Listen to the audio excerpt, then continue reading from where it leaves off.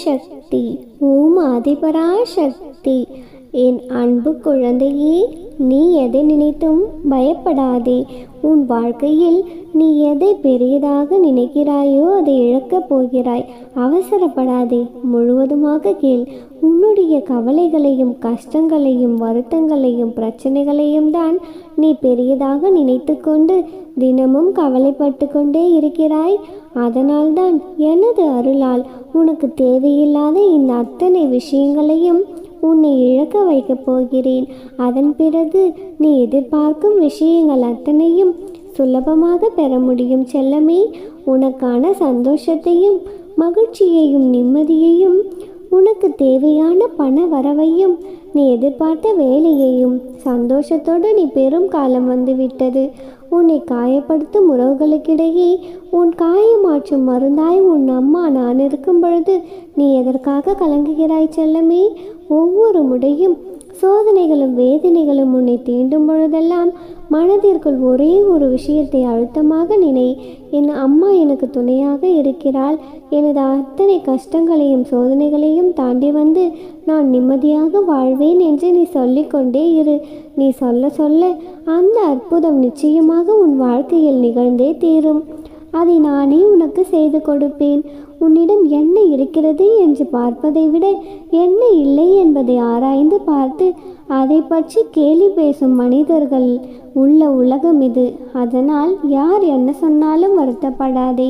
மற்றவர்களின் அக்கறையும் மற்றவர்களை நீ எதிர்பார்ப்பதை காட்டிலும் உனக்கு நீயே புக்திமானாக இருக்கப்பார்.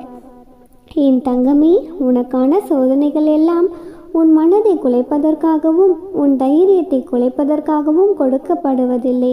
உனக்கு மன தைரியத்தை வரவைப்பதற்காக மட்டுமே நீ அத்தனை சோதனைகளையும் அனுபவித்து கொண்டிருக்கின்றாய். என் தங்கமே, கூடிய விரைவில் எல்லாம் நன்மையில் முடிந்து உனக்கான விஷயங்களும் மிக சுலபமாக உன்னிடம் வந்து சேரும். என் தங்கமே, ஏனென்றால் இந்த அத்தனை சோதனைகளையும் உனக்கு கொடுப்பது உன் அம்மா நான் அல்லவா? உனக்கு சோதனைகள் வரும் காலத்தில் மன உறுதியையும் பொறுமையும் ஒரு பொழுதும் கைவிட்டு விடக்கூடாது. அந்த வானத்தில் எவ்வளவு கருமேகங்கள் சூழ்ந்தாலும் சரி, இப்பொழுது ஒளித்து கொண்டிருக்கும் அந்த சூரியனை மறைக்க முடியுமா? முடியாதுதானே?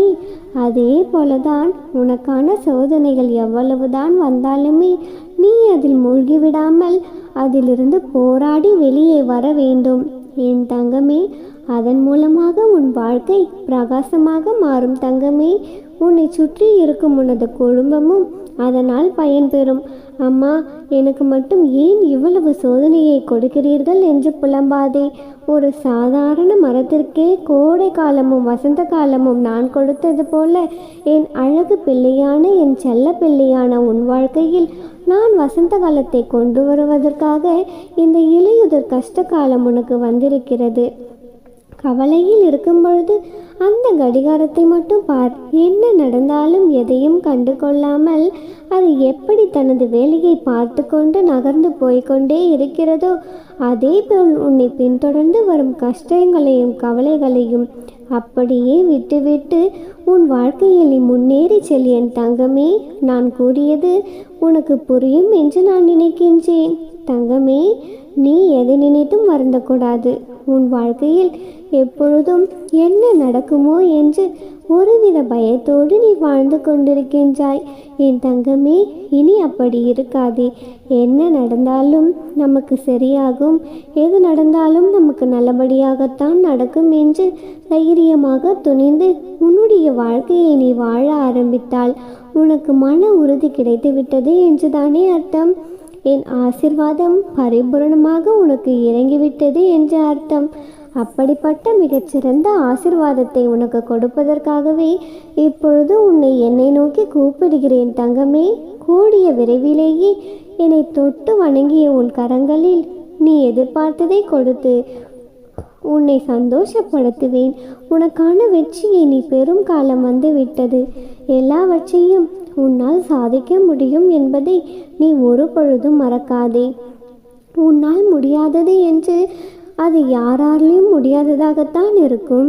அதே நேரத்தில் மற்றவர்கள் யாராவது ஒரு செயலை செய்கிறார்கள் என்றால் அதுவும் நிச்சயம் உன்னால் செய்யக்கூடியதாகத்தான் இருக்கும் செல்லமே. அந்த அளவிற்கு திறமையும் தகுதியும் உனக்குள் இருக்கிறது.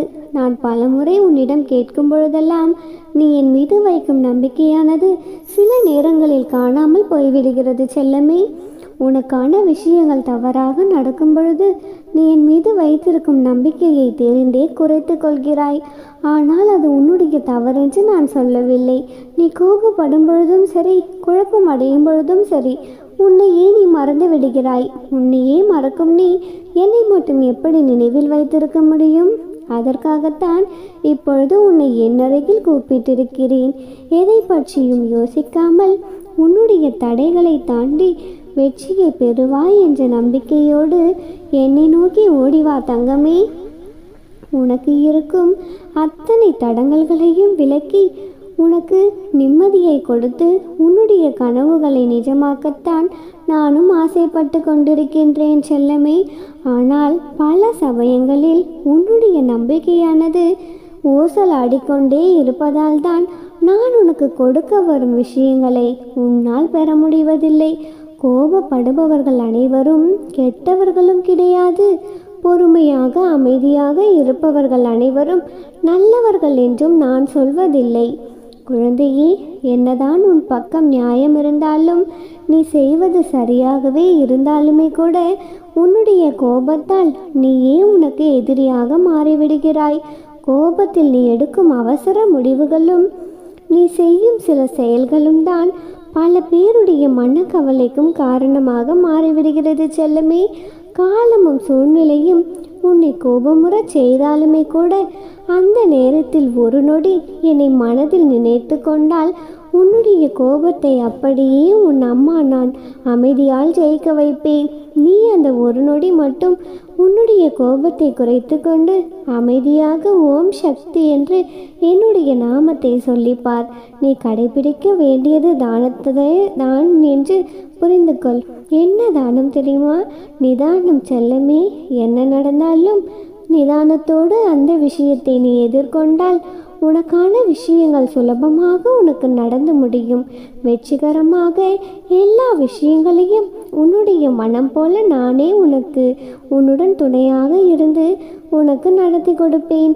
என் தங்கமே, நீ எதை நினைத்தும் இனி வருந்தாதே.